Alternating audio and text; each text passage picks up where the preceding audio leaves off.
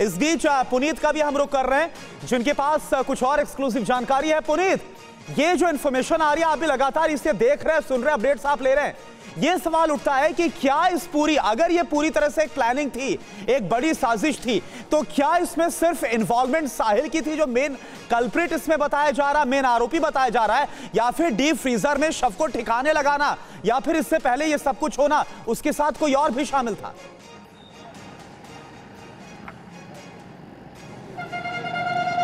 देखिए, अभी ये पूरा मामला इन्वेस्टिगेशन का है, क्राइम ब्रांच इसीलिए इस पूरे मामले को लीड कर रही है। लेकिन सवाल यही उठता है कि जिस तरीके से निक्की के पिता ने साहिल के पिता को फोन किया और फिर उसके बाद साहिल के पिता ने क्राइम ब्रांच को इंफॉर्मेशन दी, यानी कहीं ना कहीं साहिल का जो परिवार है वो साहिल की इन सब कारगुजारियों से सहमत नहीं था। और जैसे ही उनको इस बात की भनक लगी कि निक्की लापता है, उसका फोन नहीं मिल रहा, तो साहिल के घर वालों ने ही पुलिस को इत्तला दी, जिसके बाद इस पूरे हत्याकांड का खुलासा हुआ। इसमें एक और बात सबसे बड़ी ये भी है कि दिल्ली पुलिस के ऊपर भी यहां पर सवालिया निशान जरूर लग रहे हैं। दिल्ली पुलिस जो कि दावा करती है दिल्ली में सुरक्षा को लेकर के, खासतौर से नाइट पेट्रोलिंग को लेकर के, जिस तरीके से 40 किलोमीटर तक अपनी गाड़ी में फ्रंट में लाश को रख करके बैठा करके सीट पर साहिल 40 किलोमीटर पूरी दिल्ली में घूमता रहा, कई पुलिस के बैरिकेड्स को पार करता रहा, कहीं भी उसकी गाड़ी को नहीं रोका गया, कहीं संदिग्ध नहीं माना गया, कहीं कोई चेकिंग नहीं। और उसके बाद आराम से पुनीत, एक बड़ी खबर का मैं रुख कर रहा हूं, लेकिन वो भी तब पुनीत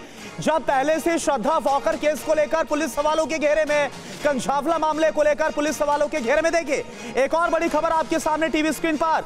9 फरवरी की रात कश्मीरी गेट पर दोनों के बीच लड़ाई हुई, ये बात भी कंफर्म होती हुई नजर आ रही है पुनीत। ये बड़ी खबर जो आ रही है, पहले लड़ाई हुआ और उसके बाद इस पूरी हत्या को अंजाम दिया गया।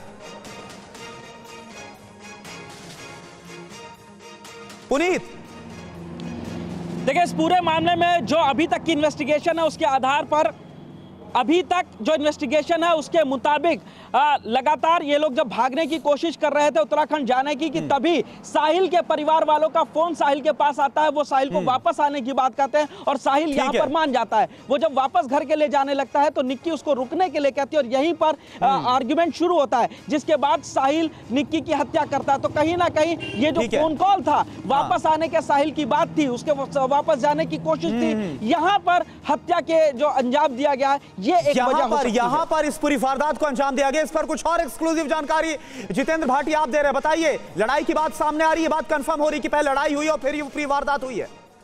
बिल्कुल, देखिए, जैसे ही निक्की को पता लगा था तो निक्की ने 9 तारीख को ही उसे उत्तम नगर के अपने फ्लैट में बुलाया था। वहां पर आते ही उसने सबसे पहले साहिल का फोन स्विच ऑफ किया, उसे कहा कि आप किसी और शादी नहीं कर सकते, क्योंकि उसका पहले से प्लान था। देखिए, ये भी पता लगा है हमें अपने सूत्रों से कि निक्की का पहले से प्लान था गोवा जाने का और उसे ट्रेन से ही जाना था। तो ऐसे में उसने कहा कि वो भी उसके साथ ट्रेन से चले। इसके लिए निजामुद्दीन आए थे, लेकिन वहां पर दूसरी टिकट नहीं मिली, तो उन्होंने तय किया कि अब गोवा नहीं जाएंगे, अब हिमाचल जाएंगे। और यहाँ पर जो है पहले आनंद विहार गए, ISBT गए, लेकिन इस बीच जैसे ISBT पहुंचे कश्मीरी गेट, तो निक्की के फोन पर साहिल के, क्योंकि उसके पास नंबर था, तो वहां पर उसका फोन आने लगा, वापस घर लौटने की बात होने लगी। और कहीं ना कहीं इसमें साहिल सहमत भी हो गया था, घर लौटेगा, लेकिन निक्की नहीं मानी और निक्की ने कहा कि ऐसा नहीं कर सकते।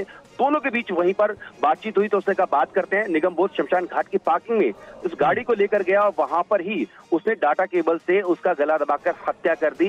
बड़ी बात यही है कि इस मामले में जिस तरीके से पुनीत भी बता रहे थे कि ये 40 किलोमीटर करीबन का जो यहाँ से वहां तक लेके गए थे, इसके बावजूद जब 9 तारीख की रात को ही साहिल ने वो गाड़ी जिसके अंदर जो है डेड बॉडी थी निक्की की, उसको खाली प्लॉट में पार्क किया और वो अगले दिन, देखिए, शादी की उसने 10 तारीख को, उसके बाद 11 बजे के करीबन सुबह वो वापस घर लौटा। उसके बाद जाके उसने गाड़ी से निकाल के शव को फ्रिज के अंदर रखा।